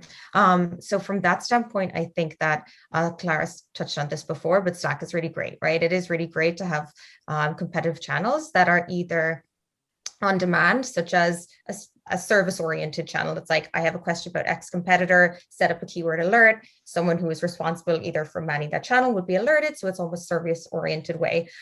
There is, options to play around, like I said, with Zapier and Salesforce and connect things to Crayon or Glue. If that's your source of truth, and someone can search up a specific keyword and then again, service up the information for them in a more self-serve oriented way. I think that it is also super great just to automate everything as much as possible. I'm a true believer in this, and there's so many options out there. Like, huge fan of Slack for this. What I think is really meaningful is that if you can create a group of channels where, like I said, on-demand information, but then can you integrate review sites into a Slack channel? So there's always this constant organic way of accessing things. Can you integrate your NPS comments and tag keywords for mentions of competitors in there? So you're just automatically kind of building up this awareness of your competitors in a very easy to do way. Then in terms of looking outbound, there are so many options. I think we all kind of have leaned onto the traditional approach of Google Alerts, and that is really meaningful. But I would actually love to learn what is working for August and Clara in terms of aggregating some of those insights externally. Well, we can't reveal all our secrets here. To add on to your point, I see CI maturity in stages, and stage 1 is absolutely news collection, right? If you're going to be trusted and able to do analysis and able to understand the market, news is fundamental, it's critical. And so with that, I would recommend TalkWalker. It's kind of like an advanced Google search, and it's a news aggregation site. So it's free, and you can pay for an upgraded version as well. I've worked with a solution similar to Clue. They're called Compete IQ, and they do great news aggregation service as well, in addition to being integrated with Salesforce. So I promise they did not pay me, and I promise I did not pay Fiona in terms of promoting Slack. But those would be 2 tools that I've used in the past and have been very trustworthy. I also think internally at Slack, we use Gong, and Gong calls Gong is a system that records all of the calls that all your salespeople make. And so you can search by keyword, you can listen to all recordings, you can set up a Slack channel that says every time, I don't know, Microsoft Teams is mentioned, maybe you should listen to that call, and those have worked really successfully. I'm really excited about Gong. I've never heard of that before. Yeah, we need to get that inside of our organization. Because a couple of the tools that y'all have mentioned are in our toolkit as well. We do use Crayon. When I came on board at Deltek, talking about how frothy SaaS markets are. When I came on board, we probably had in the neighborhood of like 150 named competitors, and I came from Ernst & Young, where a team of 20 competitive intelligence professionals, we were basically covering 5 competitors, the other big 4, and Accenture and IBM. And then, come to this company where, people want to cover like 150 competitors. You're like, okay, Google News Alerts is not going to cut it here. Even if we're paring down that list, which is now grown to about 350 named competitors, but still prioritizing, those top most important competitors, and picking up on a thread from what Fiona said, using Salesforce data to do that prioritization. Who are the competitors that we're coming up against that reps are capturing in Salesforce on the opportunity record, so we know, these are the competitors we focus on that will move the needle, either in terms of the top line or in terms of the number of opportunities where we're coming up against in the market, depending on what our particular priorities are. Crayon has helped us really democratize our competitive intelligence inside of the business, and I know they have some competitors that offer some great functionality as well. We're in the process of integrating with our Crayon instance with our Salesforce instance, because Fiona, you are spot on. Be where your stakeholder is, and if your stakeholder is sales and they live in CRM, you need to be in CRM. Because salespeople, bless their hearts, if it requires even an ounce of effort to go and get the battle card, they're not going to go get the battle card. So that's why we're, we are definitely bringing everything to them. That's great. And so I'm going to pick up on a thread that you just mentioned there, August. It is battle cards. And so thinking of ways where CI processes can really start to have an impact on the business and maybe even ring the cash register. Battle cards is one of those great ways. But August raised a cool challenge, right? If you're at Ernst & Young and you have 5 naming competitors, probably not the end of the world to create, 5 sets of battle cards. But when you have hundreds of competitors, and as Fiona said, you need to look at indirect competitors, there's a lot of complexity there. So maybe, Fiona, I'll ask you first, any thoughts on where you start from taking a battle card program that's just, made in PowerPoint once a year? How do you do something that's maybe a little more high impact for the business? Yeah, so I think there's a few different parts to that and a few different ways you can approach that and leverage battle cards as a source of truth, right? And that's really what I see them as being. So I think to speak to the prioritization piece, I think you need to be able to prioritize your competitive landscape and identify to what depth are you going to create a source of truth for your competitors. And like I said, that doesn't need to be limited to existing direct and indirect competitors. I think your CI program should be looking at current state and future proof, right? So for me, I think it's always important to have the sprinkling of like known conversations you're going to be having, but also can you actually have a top priority competitor that you hypothesize will be a greater threat in the next year or 2 years, right? So you're slowly starting to build up that visibility today for your internal team. So so prioritizing competitors appropriately, then identifying the depth of which research you're going to go into for those different tiers and creating battle cards of varying degrees of information for people would be that starting point. And then I think, to my starting point of, just starting an audit for your program, I think making sure that you have sections that are most valuable to your greatest CI advocates internally is really important. So I'll give an example. I work really closely with our in-house counsel, right? Dustin is awesome. Can we make sure that he has what he needs to be monitoring GDPR compliance? Can we leverage that as a competitive advantage? And that goes way beyond the realms of the usual kill shots or product functions or features or pricing. But that in itself can be a value prop for us. It can help us differentiate, and it's a different layer of value for our customers that we should be thinking about. Prioritization, thinking about the future as well as today, and then making sure that you have the inputs that your CI advocates internally really, really need would be my kind of starting points and recommendations. I love that because, that really picks up on a common thread here. It's awesome to have enthusiasm for CI, but you really need to look before you leap. It's have those conversations with the stakeholders and legal. Probably, let's be honest, if you ask product marketers, who your top 3 stakeholders, it's probably not going to be the general counsel. Usually, you're a little bit afraid of the general counsel. So kudos to you for taking that angle. I guess kind of picking up on this notion of increasing the impact by talking internally, by making sure that you're not just trying to boil the ocean, but you're really being strategic and thoughtful. How do you start to have conversations with either leadership, functional executives, et cetera, when you want to move beyond impacting sales? So, for example, Fiona could be talking to that general counsel. Any recommendations on making that first approach to leadership? We're thinking, what impact can CI have on the business?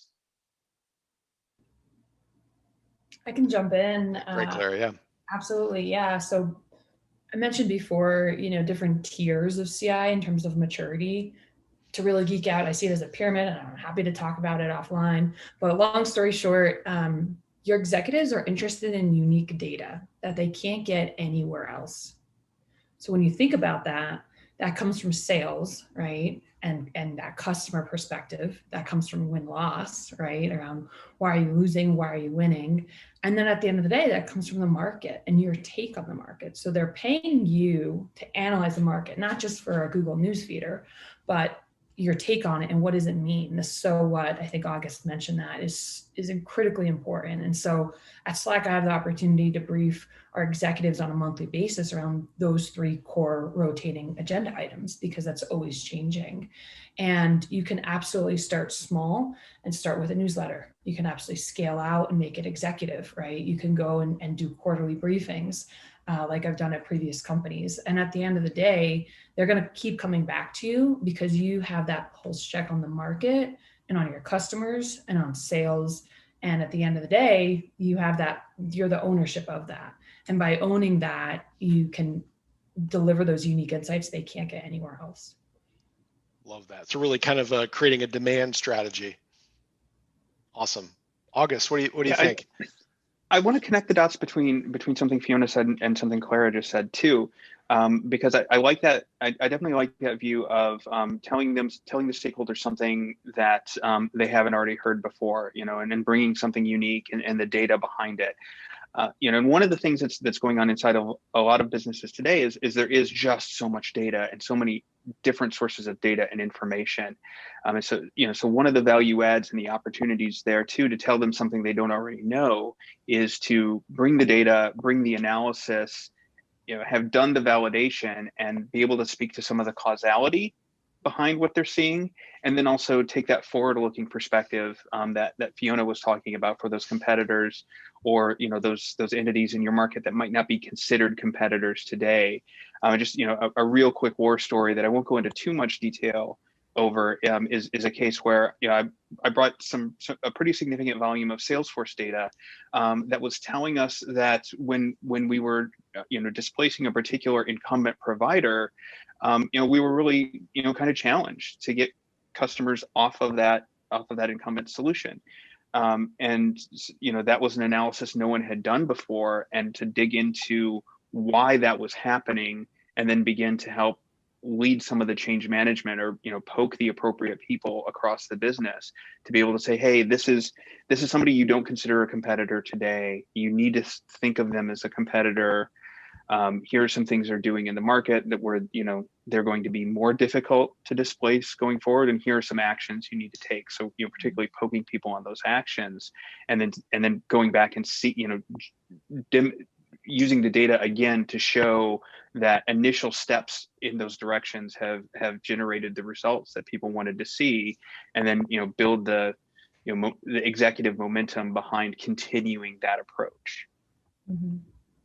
One last thing I'll add as well is managing expectations of what your CI program is going to deliver and what you want to be able to impact, right? And by really kind of communicating that with clarity and aligning your priorities with the business priorities, you can actually then create this space where people will come to you for specific information, because you're aligning your research and your efforts with the bigger business priorities and timelines. So by having a conversion intelligence roadmap where you actually set out your quarterly or annual plans, communicate that to your executive or senior leadership teams at large, you can then start to create the accountability for you, your team, your inputs, and then say, hey, in 6 months, we're going to focus on looking, at supporting the sales team, increasing win-loss rates right now for this quarter. Next quarter, we're actually going to look at, the 3-year vision of our product of our go-to-market strategy. We're going to be looking at acquisition opportunities. We're going to be looking at partnership opportunities. And that will really kind of like trigger that, because again, to what August and Clara said, it's that unique data point that they can't get elsewhere that will just be in service of accelerating your company's success, creating a competitive moat in order for you to be successful, and also just increasing the confidence internally in your CI program at large. Yeah, I have to echo that, Fiona. It's so critical. Kim, I'm so excited about this topic. Yeah, jump in. Cutting you off left and right. But Fiona, I would echo that wholeheartedly. And I would say at the end of the day, you are that fusion of data, fusion of people across the company, and that master connector between strategic projects and the market and the customers and all of that. You can be that glue that binds it together, right? And so back to the point about briefing executives or leadership, whatever that looks like, or even briefing product managers on that, you can connect with their strategic objectives, right? And make sure that they look good in front of their stakeholders. Because, like you said before, CI could be a service organization, but most importantly, it could be a partnership, right? Where there's back and forth between your different stakeholders and different divisions internally. I think for a product marketing manager, it can seemingly be overwhelming. And I do want to take a note of saying, you can't do it all. And back to Fiona's point of prioritizing is so critical. And then get really psyched, because product marketers get to do competitive campaigns.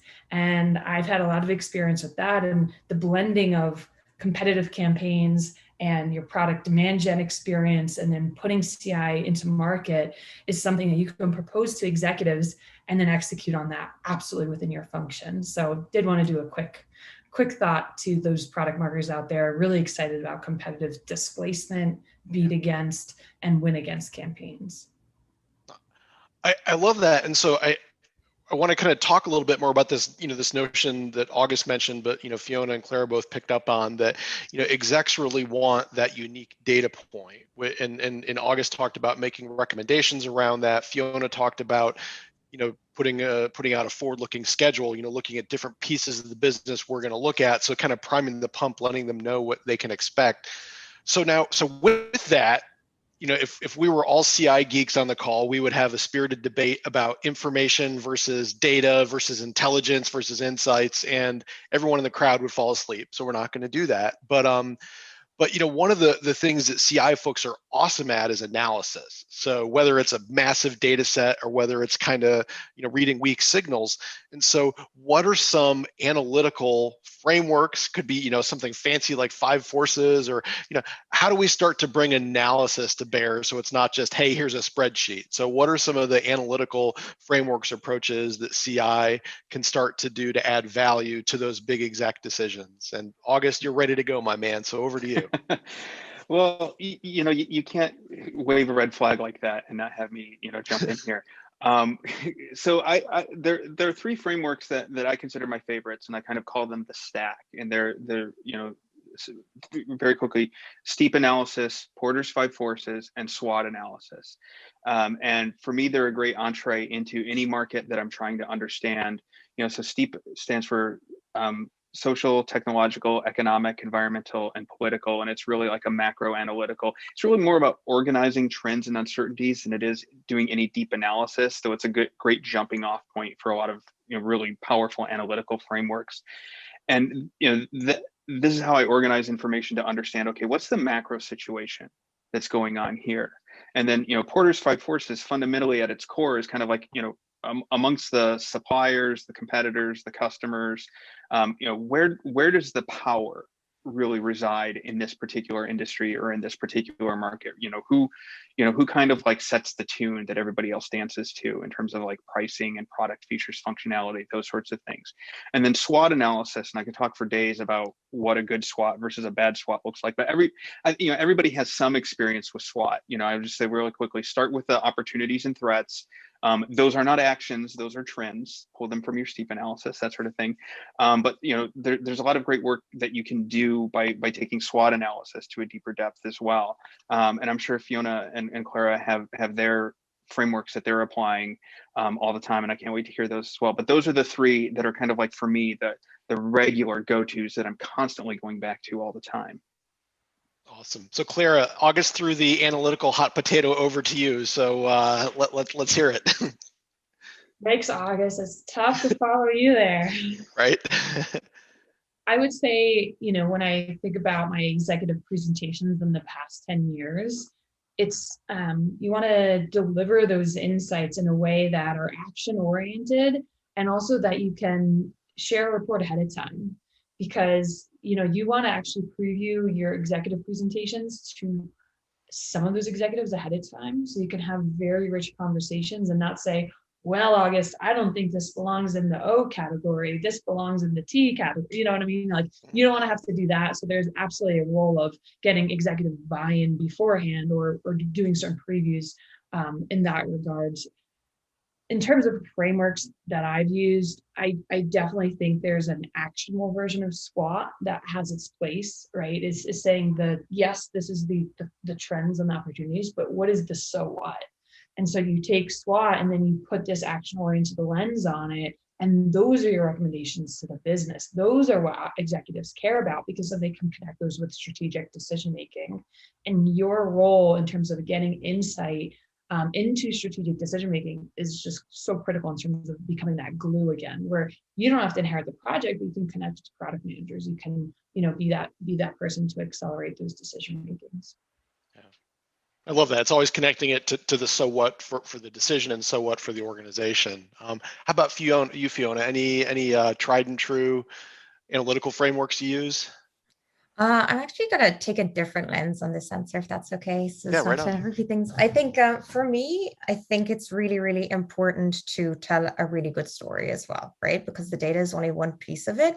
But if you don't package it and position your findings and connect that to, the vision for the company or your go-to-market strategy, I think it can kind of fall flat, right?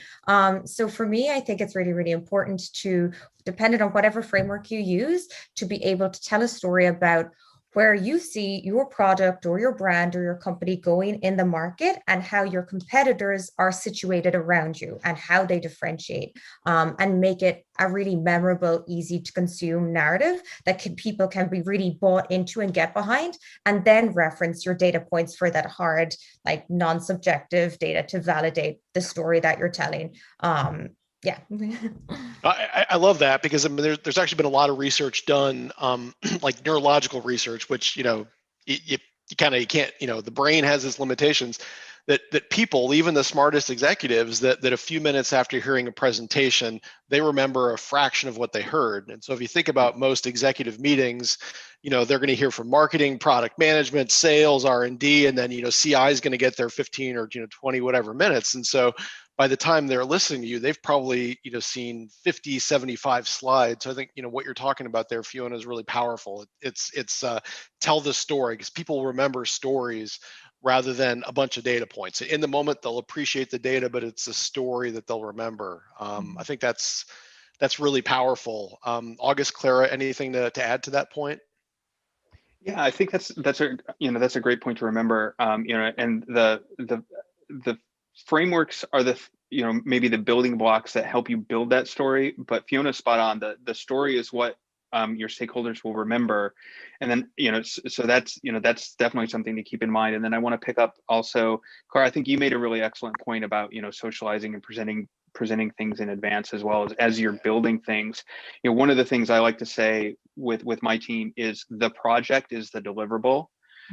And that's so that people are thinking about building those checkpoints and those milestones with stakeholders during the scope of the project, where like this is the data that came back, let's take a look at the data together and let's see your point of view on that. And so very often by the time you are telling that story, that compelling story, it's resonating and it's landing, because you've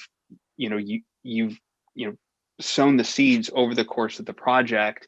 And so everybody's seeing it, they've seen pieces of it before, and they're primed for whatever conclusions or insights you're trying to give them in that story. So, a great discussion.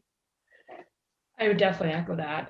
I love that. And I'm greedy for more insights from you, August. I'm like, I wonder what that looks like at Deltek, but I don't want to push. We might have to have a side conversation. Maybe with some coffee. Yeah. I would say too that invest in things that are maybe non-traditional. So from a personal note, I have a storytelling coach, and that storytelling coach helps me do these executive presentations. And that is where I put my professional development money that Slack allocates. Additionally, there are PMP people within your organization, right? Product management professionals that have been certified. And you can lean on them to do a lot of the hard work in terms of what does that deliverable in the process look like, right? So I would say, think about what your company has and how you can partner cross-departmentally, because it's not only on you.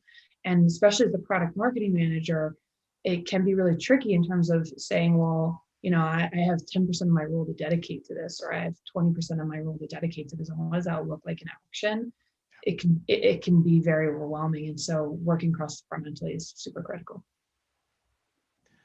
Yeah, no, I think that's really powerful, and a lot of the lessons that we've talked about today, they're not unique to CI, right? It's Fiona's point about using data to tell a story, but thinking about the so what, right? I mean that man, you could apply that to any function, which I think is very empowering to product marketers, right? That this doesn't necessarily need to be this unique skill set that only CI professionals have after 20 years. This is something hopefully that you're developing as a product marketer and can apply to the CI context. So we've talked a little bit about democratizing CI inputs. I love the hashtag competitive intelligence at Slack. So totally going to steal that. That's a genius idea for a way to kind of crowdsource information internally. We've had really good discussions about from a systems perspective, it's like meeting sales, for example, where they are. We've talked about priming the pump with executives so that they know, that they know what's coming, so that that presentation isn't a big surprise. I think the logical place to go next is, what's the ROI? How do we start to think about the impact of CI? August, originally said, don't just think about it purely from the revenue perspective, growth perspective, also think about it from risk avoidance, or at least risk awareness. So what are some recommendations from you folks on starting to measure CI's value back to the business and put KPIs around that? So one of the things I'll pick up, and this is a theme, Fiona, I think you brought this up earlier on in the panel, the idea of, being where your stakeholders are and really following them. From my perspective, a good competitive intelligence function builds its KPIs around its stakeholders' KPIs. So, maybe not the same KPIs, but, what can you influence? What can you inform related to them? So that way you're tying your success to their success. Love that. Love that. Clara, Fiona, any thoughts on KPIs, or specific KPIs, or how to have that conversation with stakeholders to make sure that how CI is measured is aligned with the key stakeholders? Yeah, so I think there's two different buckets for like tangible, measurable metrics, and those buckets I think are kind of like the business growth piece, and that was actually value and efficiency, right? So from a value standpoint, you want to be looking at, can I improve the win-loss rate? Can I improve the retention rate? Can I influence new segment wins? And then also I think that there's a very interesting lens that you can take on a cost effectiveness. Can I save money for our organization, right? Can I identify ways in which we can pivot to save, efforts of going down a route that won't land us anywhere? Can I, provide insights that will take us in the direction of a net new technology or acquisition that would save us development costs, right? Are there partnership opportunities, like I mentioned before? So I think there's actually an underlying cost, a savings cost that you could provide to the business, which is super, super awesome.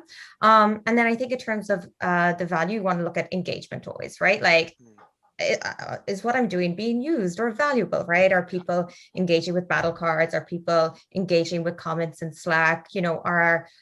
Are the CI stakeholders being brought into the right conversations? And then I think finally, there's like a very intangible metric or KPI that you're always aiming for. It's kind of similar to product market fit, right? You don't know when you can have it, but you kind of can feel it, right? Like there are metrics like a product market fit score, but it's something more of a sense. And with CI, I really think it's like that morale, right? Can you increase the confidence in the business morale, and can you increase confidence internally of where you sit in the market from, the efficiencies that you're delivering with CI, with this information, with this data, with these artifacts? And you'll know when that morale isn't there. People are worried. They're talking about competitors. They're asking questions. There's the sense of disorganization. And can you take that sense of morale somewhere else? Can't measure it, but if it makes you feel good at the end of the day, that's good too. Love it. Clara, any thoughts on that? I think Fiona deserves her own ROI session. That's what I think. Yeah, right on. I love it. I would echo that. Absolutely, Fiona. And from a tactical sense, I have a spreadsheet that I used to use at one of my previous companies that tracks the soft costs, the hard costs, and then the ROI from both of those areas. And that includes screenshots, right? That includes maybe I helped with a sales deal and they called me out in the sales post, right? That involves, running certain tools and technologies you can get actually revenue influence, right? So I can say over the past 2 years, I've helped support $25 million in competitive deals, and $8 million have closed in terms of closed one competitive ARR or ACV, or however you look at it. And so I think this just goes back to, as a product marketing manager, who are you answering to, and what does success look like for them? Yeah, and I love that. And I think that a lot of this comes back to having that initial set of conversations with stakeholders, what makes them successful, and then starting to build, almost like reverse engineer your CI program, or even just set of CI practices out of that, right? Because if you're thinking, hey, I want to support the board and look only at massive disruptive acquisitions or competitors, That's great, but man, if the folks that pay the bills are looking for annual contract value deltas of 20%, then you're in trouble. So it really is linking and aligning what you're doing and your value with what the organization needs. So looking at the time here, we have a couple minutes left, folks, and I just would like to give first off, thank you each of you for awesome insights. I think Clara, you said it best. Like any of these questions could be their own little mini session, which would be dynamite. We just encourage each of you to share what piece of advice or takeaway or next step would you encourage the listeners to take to put some of what we talked about into action. And you know what, August, I'm going to call on you first. Well, you can call on me first, but I'm going to steal from one of my co-panelists. Good. Because I heard something, a new phrasing of something, and I loved it, and I'm going to steal it, and I'm going to get the tattoo. And Clara, I'm going to look for you to keep me honest on these words, but it's competitor aware, customer obsessed. Yeah. I absolutely love that concept. Yep. And whether it's your internal customers for your product marketing or your competitive intelligence function, or it's your customers in the market, or it's their customers, there's always a customer to be obsessed over.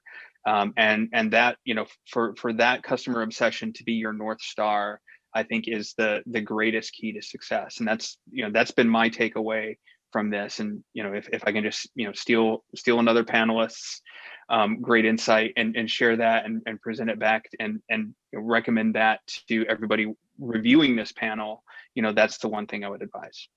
Just August, if you do get a tattoo, call me because I want to get one with you because I love that as well. Me too. Yeah. Clara, how about you? What's one takeaway? And you are not allowed to say competitor aware, customer obsessed, as much as we love it. Sorry. It's been taken. Come on, August. This is a really tough one for me because I'm actually writing a book now on CI, and it's under wraps because it takes a long time to write, but more to come in that book. Awesome. Because every product marketer and every CI analyst needs a guide map, right, or a roadmap and a guidebook to figuring this out. This is pretty complex. And at the end of the day, know that if you make an inch mark or 100-foot mark, or you run the distance, it's a team sport. You're not in it alone. And there's professionals like August and Fiona and Cam who have experienced it before and want to pull you up. So know that you're absolutely not alone, and SCIP is here for you, and Product Marketing Alliance is here for you, and we're rooting for you. Maybe not if you're my competitor, but we're still rooting. Love it. Thanks, Clara. Fiona, how about you? What's one piece of advice you want to leave folks with?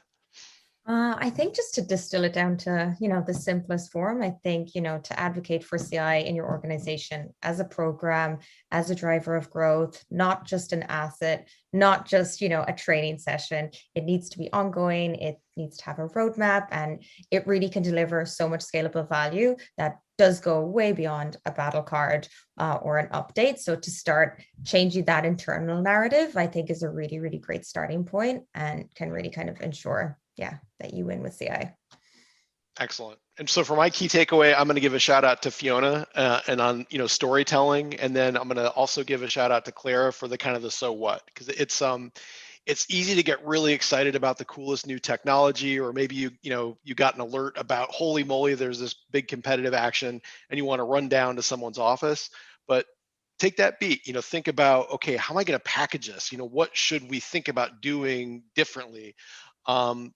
And just walk into that office just with a little more preparation about what you want the outcome to be. And I think that, that probably is advice for any, different part of our career, but, especially as professionals, right? It's not about the data. What makes CI powerful is about us applying our perspective to that data to make a recommendation. So kind of, picking on what Clara just said, like, man, we're awesome. We bring in a really cool skill set. So celebrate that, take a moment to apply our great capabilities around storytelling, influencing, and getting to the so what, so that we're not just throwing data over the transom.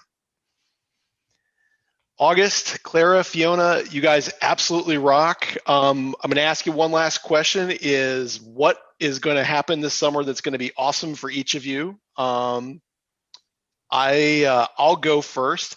My kids are in ice skating competitions, and when it's 100 degrees in DC, I'm going to get to spend it in ice rinks, cool, sipping a hot coffee. So that's my good thing. August, what are you excited about this summer, my friend? Well, for starters, lucky you, because we've had some humid, muggy days the last couple of days in Yes. Washington, D.C. So spending it inside of an ice rink sounds pretty darn good.